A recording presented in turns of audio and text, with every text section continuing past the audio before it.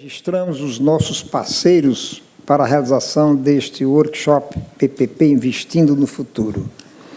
Aqui em João Pessoa, são eles: GS Inima Brasil, Banco do Nordeste do Brasil, Tribunal de Contas do Estado da Paraíba, Alubar, Brasil IP, Radar PPP, OAB Paraíba, BNDES, Abrap, I Think Propaganda, Central da Construção, Tintas Lux, Arquiteta Maírla Souto Maior e Arte Casa. Esse primeiro bloco do workshop PPP Investindo no Futuro trará 3 painéis dedicados ao tema Parcerias Público-Privadas e Concessões. Convidamos os 3 expositores para subirem ao palco. A doutora Alana já está aqui presente, não precisa mais ser convidada.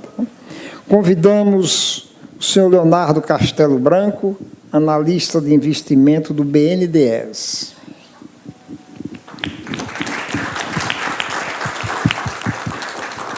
Convidamos o senhor Rodrigo Reis, sócio fundador do Radar PPP.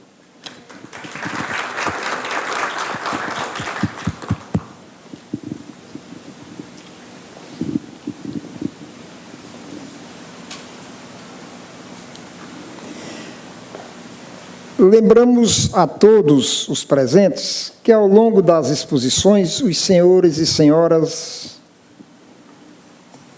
da plateia podem anotar seus questionamentos e entregar à nossa equipe, que está realmente atenta a este fato,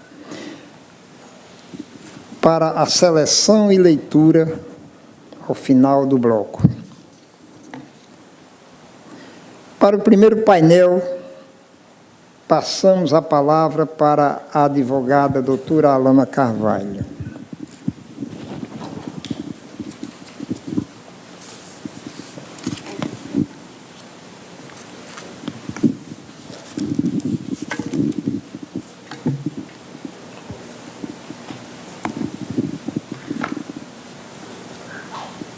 Fico na frente, Leonardo, se quiser colocar-se aqui.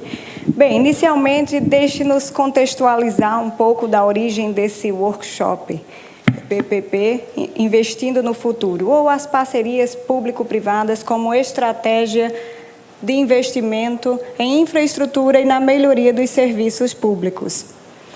Vamos apresentar aqui alguns dados no cenário macroeconômico que nos levarão a refletir se as parcerias público-privadas fazem ou não sentido após o longo, não apenas da minha palestra, mas dessa explanação ou dos cases, dos debates e das reflexões que serão postas nessa manhã.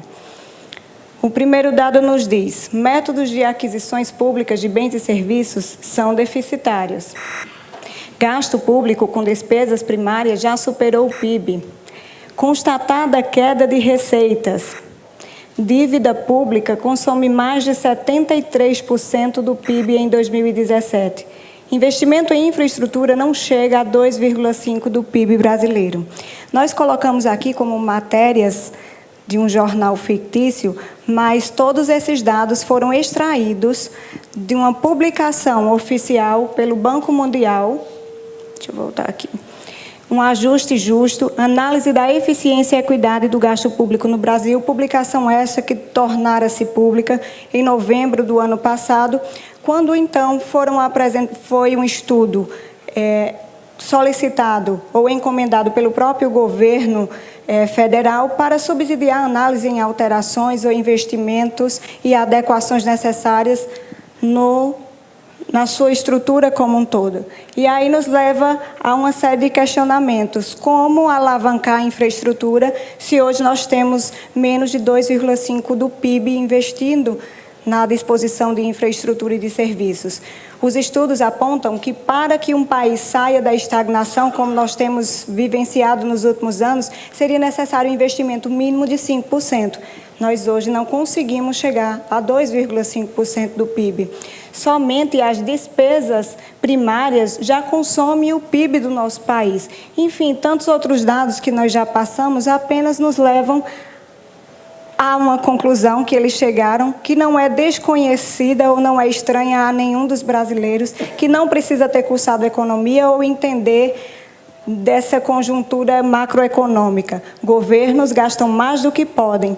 Seus gastos são ineficientes, pois não cumprem plenamente seus objetivos. E, em muitos casos, de forma injusta, beneficiando os ricos em detrimento do pobre. Conclusão essa apresentada pelo Banco Mundial na publicação já citada. Então, diante desse cenário, que todos nós conhecemos pela realidade vivida em cada município, aqui nós temos vários prefeitos, secretários, e não precisa um Banco Mundial, não precisa um estudo dizer o que nós vivenciamos ou o que nós conhecemos dentro da nossa realidade local. Ou seja, com os recursos públicos, está hoje praticamente impossível você gerir a máquina e você dispor os serviços necessários à população de maneira qualitativa ou como nós os esperamos. Então, diante desse cenário, nós perguntamos, por que não eficientizar esses gastos? Por que não buscarmos novas vias de desenvolvimento? Por que não analisarmos e, ao final deste dia, chegarmos à conclusão se a PPP, o meu passador não está... Pode passar, por gentileza. E nós analisarmos e tomarmos trazermos essa reflexão. A parceria público-privada pode ser, quando bem estruturada, uma nova via de desenvolvimento aplicável aos municípios paraibanos. Como fazê-lo? Eu sei que essa parte inicial teórica nos dá um pouco... Não estimula ninguém, não incentiva, não traz ânimo a nenhum de nós, mas é necessário que saibamos que não estamos aqui apenas falando dos arranjos do público com o privado de maneira lato sensu.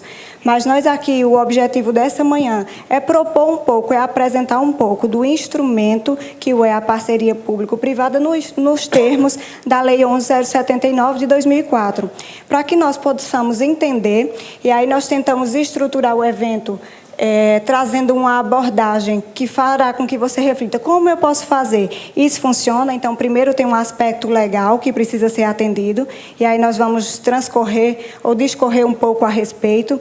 Depois nós veremos os casos, por exemplo, o BNDES apresentará como ele tem disposto ou se estruturado para auxiliar ou fazer uso desse instrumento e quais as principais causas de insucesso. A Radar nos abrilhantará nesta manhã, nos dando a oportunidade de conhecer o uso das PPPs em cenário nacional. Isso é algo aplicável mesmo ao Brasil? Que instrumento é esse? Que diferença é essa? Isso é privatizar os serviços públicos? Então, essa construção nós faremos nesse primeiro bloco. Logo em seguida, nós começaremos a analisar a concretude desses questionamentos ou desse passo a passo. Como fazer? É um instrumento viável, por exemplo, para saneamento, e aí nós veremos pela abordagem da GS Inima já a funcionalidade, não apenas em grandes municípios, mas em municípios menores, já em execução no nosso país, assim como de iluminação pública, e em seguida teremos uma abordagem vista por uma instituição financeira de como captar recursos para tanto o lado privado estruturar-se e financiar as PPPs, como o público entender e fomentar as parcerias público-privadas de maneira geral. Então, nós tentamos dar essa macro abordagem, essa visão geral desse instrumento. O objetivo aqui não é exaurir o tema, mas apenas de mostrar aos prefeitos, aos secretários, esse passo a passo, esse caminho que nós podemos percorrer para fazer uso desse instrumento e aí alcançarmos os resultados que temos sonhado em nossos municípios. Pode passar. Bem, então, inicialmente, estou colocando, não está obedecendo. Inicialmente, é importante que nós façamos a diferenciação de privatizações e parceria público-privada.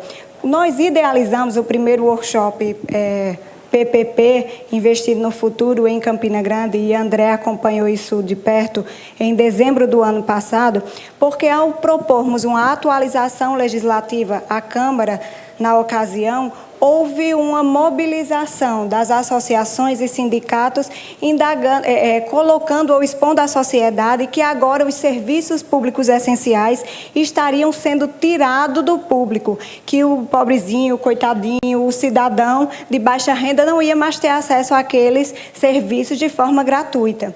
Então, isso foi matérias de jornais, isso foi aquela celeuma, foram para frente da Câmara fazerem protestos, a ponto que, no primeiro momento, o projeto foi retirado para adequação. Então, idealizamos...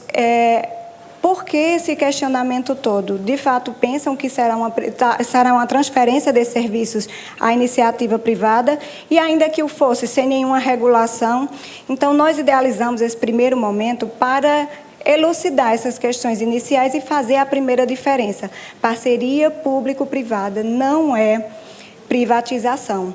A diferença básica é na privatização há uma transferência definitiva dos ativos ou serviços públicos à iniciativa privada, ponto. Na PPP, a dominialidade permanece pública.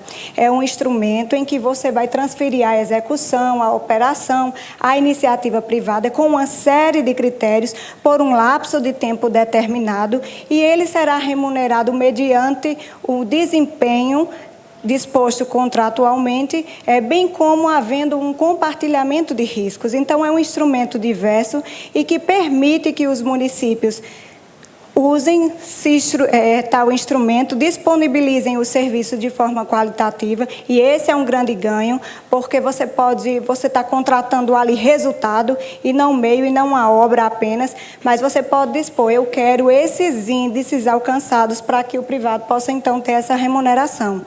Então, eu acho que esse é um ponto fundamental para que os gestores, quando colocarem essas questões nos seus municípios e ouvirem o que nós ouvimos, que estaríamos tirando do cidadão o acesso gratuito aos serviços públicos, possa contrarguir e apresentar. E isso não é uma transferência de dominialidade. Isso aqui é uma transferência na execução ou na prestação de um serviço mediante termos que nós, municípios, regularmos e apresentarmos os índices que desejamos. Bem, então a definição legal acho que nós já colocamos no sentido mais amplo, e estritamente a parceria público-privada é um instrumento contratual por um longo período de tempo, mais precisamente ele não pode ser inferior a 5 nem superior a 35 anos, onde vai haver a integração de um parceiro público e um privado, sempre havendo compartilhamento de risco negocial, e a remuneração é efetuada ou é posta mediante os índices de disponibilização ou desempenho solicitado ou disposto contratualmente. Então, isso é importante, são esses elementozinhos que parecem algo chato, mas que fazem a diferença na hora de você contratar diretamente, de você fazer uma privatização, de você fazer uma concessão plena, ou de você usar um instrumento como esse. Precisa ter todos esses 5 elementos dispostos para que possa caracterizar, então, a PPP nos termos da lei. E aí esse negócio é vantajoso para o público, para o privado? Que história é essa? Que relação é essa? Como é que isso se consolida? Então, acho que isso o prefeito, o secretário, é o que, como o nosso público hoje é direcionado de forma majoritária para esses que aqui se encontram, então, a vantagem ao público, a vantagem ao privado, como essa relação é estabelecida. Para o público, há ganho de escala na prestação do serviço ao longo prazo. A contratação será sempre de resultado e não de meio, não é apenas a disponibilização de uma entrega de um hospital, de uma escola, de uma rodovia, mas ela precisa ter a funcionalidade e o índice de desempenho solicitado por todo o seu ciclo de vida. A fiscalização do contrato de um único fornecedor, diminuindo, então, os custos transacionais de múltiplos editais e licitação, ganha, então, a capacidade de um planejamento, seja municipal ou estadual, em um lapso temporal maior. a realização do gasto público, então, com qualidade. Eu acho que se pudéssemos elencar qual a maior vantagem ao público na disposição de uma PPP, chama-se eficientização dos gastos públicos. Você consegue, então, alcançar o resultado obtido. Geralmente, soma-se a isso a economicidade.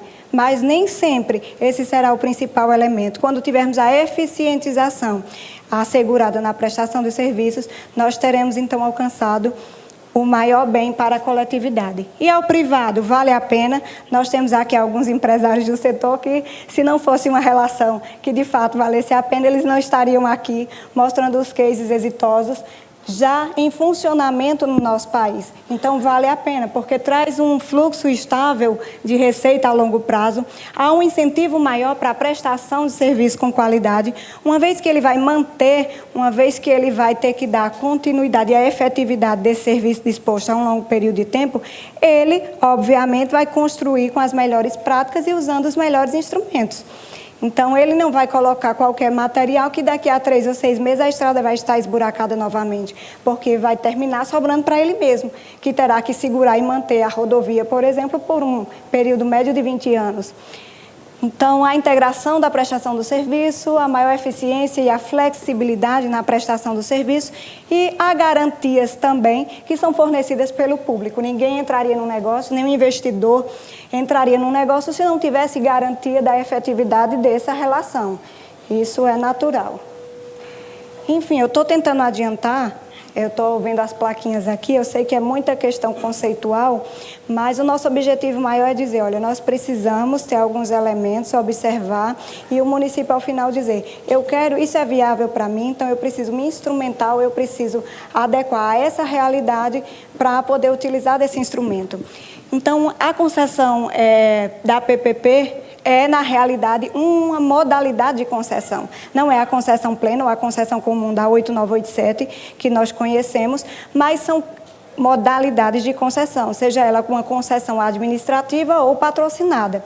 A administrativa será esta quando a contraprestação pública for a forma de remuneração exclusiva ao privado e a concessão patrocinada quando subsidiariamente ou quando complementarmente à contraprestação pública há cobrança de taxas ou de tarifas ao usuário, mas não deixa de ser concessão.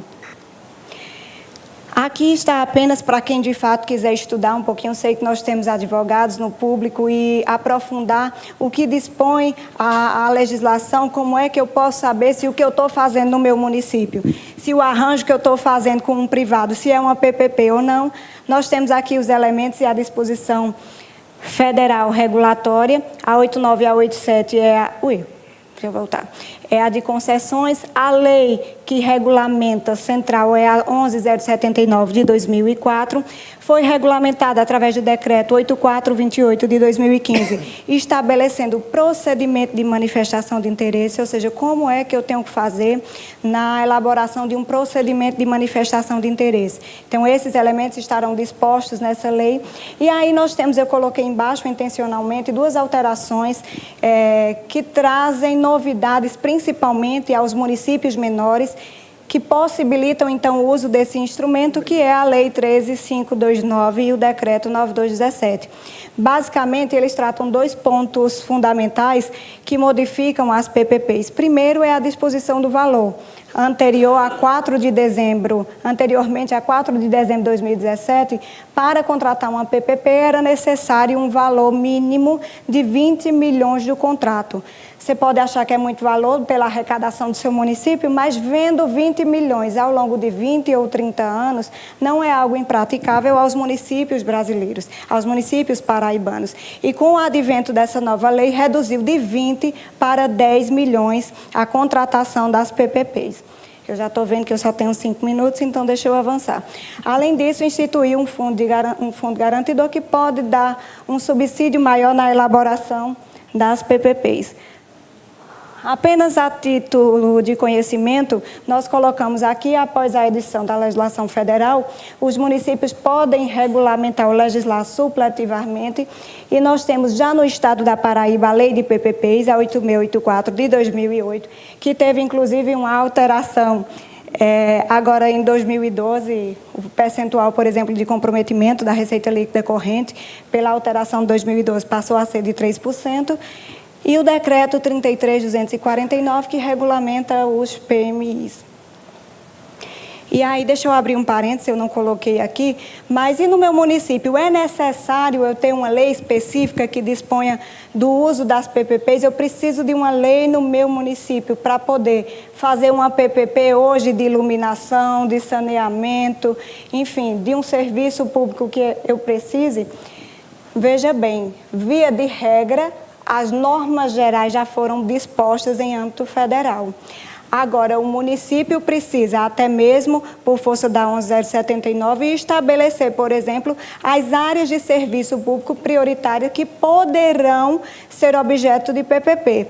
Então, isso pode ser feito através de um comitê gestor, que muitos municípios até já o têm instituído, ou através de uma lei. Quando você elabora a sua lei, você tem essa autonomia de dizer quais as áreas que você quer atuar, qual a forma que você quer atuar e adequando à realidade local. Então, os municípios que fazem uso desse instrumento, 90% deles têm a legislação municipal, até porque muitos tribunais questionam e alguns orientam, eu não vou dizer impõem, alguns orientam que os municípios regulamentem ou tenham a sua legislação própria.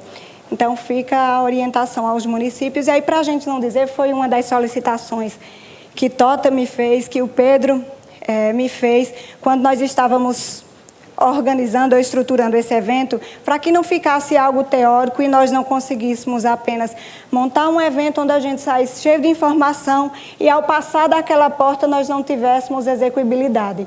Então, eu disse, vamos começar nós fazendo o dever de casa. Como nós podemos ajudar o município a fazer isso uma realidade e alavancar os de PPPs nas Paraíbas? Então, nós fizemos uma cooperação, um termo de cooperação técnica, e estaremos ajudando, ao final do evento, os primeiros 3 municípios que, de fato, quiserem usar desse instrumento, podem procurar o Pedro. Nós não estaremos, não é aqui, não estou vendendo o serviço, nós estaremos doando o serviço, ajudando a montar a lei do município e as áreas de interesse. Cadê o Pedro? Pedro está aqui ou está ali fora? Acho que todos, se não conhecem, está ali. Faz assim, Pedro. Pronto, então nós teremos um intervalo depois do primeiro bloco, nós teremos um intervalo para perguntas, e os municípios que tiverem interesse podem procurar o Pedro, e os primeiros 3 que fizerem, nós estaremos dando esse apoio. Não adianta a gente ter um discurso bonito e não ter prática. Então vamos auxiliar, vamos ver se é viável isso para os nossos municípios. Então, podem procurar o Pedro na hora das perguntas. Nós podemos originar as PPPs através de um procedimento de manifestação de interesse iniciado pelo público ou através de uma solicitação privada para a elaboração de um estudo, quando é feito através de uma manifestação de interesse privado. Nós temos alguns limites e vedações para a contratação por PPP, como o valor do contrato, que eu já dispus, alterado pela lei agora de 2017, em 4 de dezembro, O prazo previsto ele não pode ser inferior a 5 anos, nem superior a 35, já contando com as possíveis prorrogações, e o objeto envolvido não pode ser apenas a disposição de uma obra, de um serviço de infraestrutura, de uma infraestrutura ou apenas da aquisição de um equipamento. Sempre, para que se consolide e consubstancie uma PPP, tem que haver a disposição de um serviço envolvido. Aqui eu fiz questão de botar esse quadro assim bem longo, bem extenso, para a gente saber que é um instrumento viável. Ele pode ajudar você a dispor de um serviço que você precisa. Você, município, não tem condições hoje de arcar com o custo inicial para a disposição qualitativa dele, mas é um instrumento que só funciona quando bem estruturado. E não é uma mágicazinha que a gente estala o dedo e está pronto. Ele demanda tempo, ele demanda qualificação e ele demanda uma adequada estruturação. Até mesmo porque nós não estamos falando de um serviço que vai ser prestado em um dia, em uma semana. Nós estamos falando de um negócio que precisa ser modelado para os próximos 20 ou 30 anos. E isso precisa ter qualidade na disposição dele para que não haja prejuízo ao público e à coletividade. Então, para a média hoje, e aí o Rodrigo vai falar com mais propriedade, e o Leonardo, que nós temos visto em âmbito nacional para a consolidação das PPPs, é algo em torno de 16 meses, para que possa, então, nós alcançarmos os primeiros resultados com ela. As principais tendências hoje, nós temos visto em âmbito nacional, ou estadualmente falando, tem sido utilizada em saneamento básico, transporte, logística, a infraestrutura social, como nós temos visto principalmente na promoção e manutenção de parques, projetos imobiliários como centros administrativos, tem sido usado através da PPP, e em âmbito municipal, nós temos um boom, a menininha dos olhos, ou pelo menos a maioria dos prefeitos já ouviram, ou já receberam uma visita para falar ou modelar a PPP de iluminação pública. Tem sido hoje o ápice das PPPs, como também saneamento básico, resíduo e mercados públicos. Eu já vi que meu tempo está esgotado. Pode passar. Bem, nós temos muitos desafios, como foi posto aqui, não é algo simples, precisa de uma estruturação ou de uma qualificação técnica, e é importante os municípios se instrumentarem ou capacitarem o seu corpo técnico para trabalharem com esses instrumentos, ou procurar fazer como as federações têm feito, dispor de auxílio para que aquele município que não tenha condição de fazê-lo inicialmente, ou como o Ministério, ou como os órgãos de controle têm posto, como o tribunal tem se disposto nessa manhã e se mostrado aberto, construirmos as orientações, sejam na forma de cartilha, como já vemos em alguns municípios, em alguns estados, ou mesmo de orientações, como fazer a adequação ou uso delas de maneira a alcançar os resultados desejados com a lisura e com a transparência devida. Então, aqui, rapidamente, os cases de sucesso, só para a gente ver que já funciona no nosso país, já funciona no Nordeste brasileiro, em várias áreas, como resíduos em São Luís, como o esgotamento sanitário aqui próximo, já em Pernambuco, o hospital de subúrbio, que é referência na Bahia. E aí nós vemos ele como um instrumento de desenvolvimento que tem mudado a realidade de um estado. Piauí, apesar dos índices terem sempre estado um pouco abaixo, inclusive do nosso estado, eles têm destacado e ganhado prêmios internacionais, como agora em novembro na Alemanha, não é isso? Rodrigo e Leonardo devem passar isso com maior propriedade, porque têm disposto o serviço de forma qualitativa através do uso de PPPs. Então, aqui foi uma PPP que está em construção lá em saneamento, como também a nova central de abastecimento do Piauí, que é uma PPP também em andamento no estado, e assim eu finalizo a minha breve apresentação pedindo que ouçam atentamente cada um dos nossos palestrantes e debatedores para que ao final você possa ter um norte, uma ideia, como fazer uso desse instrumento no nosso estado, nos nossos municípios. E mais do que isso, é viável o uso das PPPs para a nossa realidade? Então, muito obrigada a todos pela atenção e desculpa o tempo.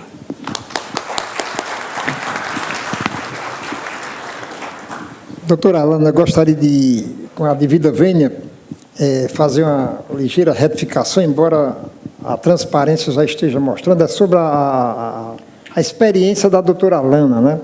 Ela possui certificado em PPPs pelo Inter-American Development Bank, que é o nosso conhecido BID, e pelo Banco de Desenvolvimento da América Latina, que é a CAF, né? E a experiência que ela realmente demonstra é fantástica, e queremos agradecer à doutora Alana pela brilhante exposição do painel A Parceria Público-Privada como Nova Via de Desenvolvimento Regional. A FAMUP e a Consultoria de Carvalho, realizadores deste evento, agradecem à GS Inima Brasil, ao Banco do Nordeste, ao TCE Paraíba, ao BNDES, à LURB, à Brasil IP, à ABRAP, à OAB Paraíba, à arquiteta Maírla Souto Maior, à Arte Casa e à Think Propaganda e à Central de Construção e à Tintas Lux pela parceria no